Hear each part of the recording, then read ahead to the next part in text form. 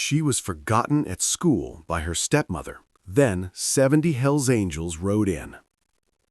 It was just another ordinary Tuesday afternoon at Maplewood Elementary. Until it wasn't. 7-year-old Harper Crawford sat alone on the school steps, her tiny backpack clutched tightly to her chest, eyes fixed on the empty parking lot. All the other children had been picked up. The bell had rung an hour ago. Her stepmother, Veronica, never came. Harper didn't cry. She'd learned long ago that tears didn't make people stay. But inside, a quiet ache grew. A familiar loneliness wrapped in confusion. Did I do something wrong? Back inside, the principal paced nervously, phone pressed to her ear. "Mr. Crawford, your daughter is still here. Veronica hasn't shown up, and now she's not answering her phone." Connor Crawford, Harper's father, was overseas on a business trip. Panic surged through him. Then he remembered one name, the one person he trusted more than anyone. He dialed Blake Reynolds. Blake didn't hesitate. "I'm on my way." What the school didn't know was that Blake wasn't just any godfather. He was a decorated Marine veteran and a longtime member of the Hells Angels motorcycle club. 15 minutes later, the ground began to tremble. Not from an earthquake, but from the thunderous roar of 70 Harley-Davidsons rolling down the quiet suburban street. Leather jackets gleamed under the afternoon sun. Skull patches, wings, and club insignias fluttered in the wind. Parents gasped. Teachers froze. Police were called. Principal Langley stepped forward, hands raised. "This is a school zone. You can't—" But before she could finish, Blake dismounted, removed his helmet, and knelt in front of Harper. His voice, rough but tender, broke through the chaos. "Hey, Bug, you okay?" Harper's eyes lit up like fireworks. She threw her arms around him. "You came." "I always come," he whispered.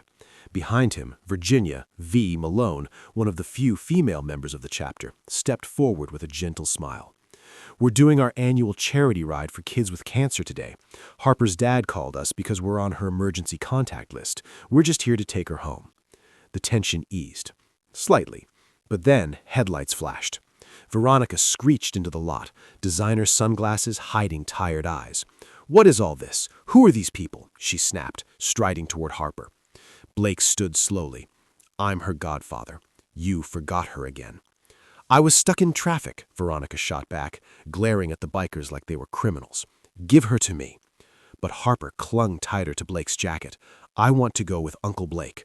The words hung in the air like a verdict. That night, Connor made a decision that would change everything. He filed for divorce.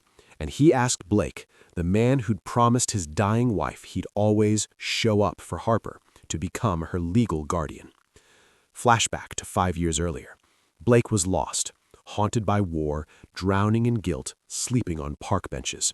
Then he met Elena, Harper's mother, at a VA support group. She saw the good in him when no one else did. When cancer took her too soon, she made him swear, "No matter what, Blake, be there for my girl." And he did. Now, standing in a courtroom weeks later, Blake faced down Veronica's lawyer, who painted him as dangerous, reckless, unfit, all because of the patch on his back. But Judge Patricia Morrison saw deeper.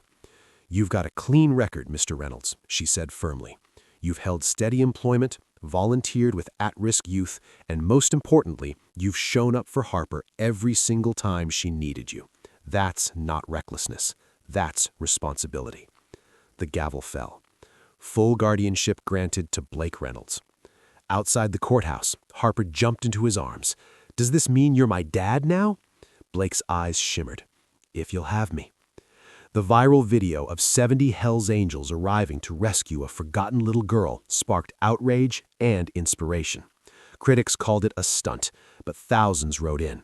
"My uncle rides with the club, and he's the most loyal man I know."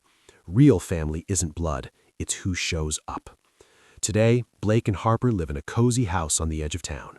Every Sunday, they visit Elena's grave together. And every year, they lead the Hells Angels charity ride, Harper in a custom pink helmet, waving to cheering crowds, her laughter echoing over the rumble of engines. Because sometimes, heroes don't wear capes, they wear leather. And love louder than any engine ever could. If this story touched your heart, please like, share, and subscribe to ACA Story Tales. Your support helps us bring more stories of hope, healing, and second chances to millions around the world. Don't forget to comment below. Where are you watching from? And who showed up for you when no one else did? Thanks for watching.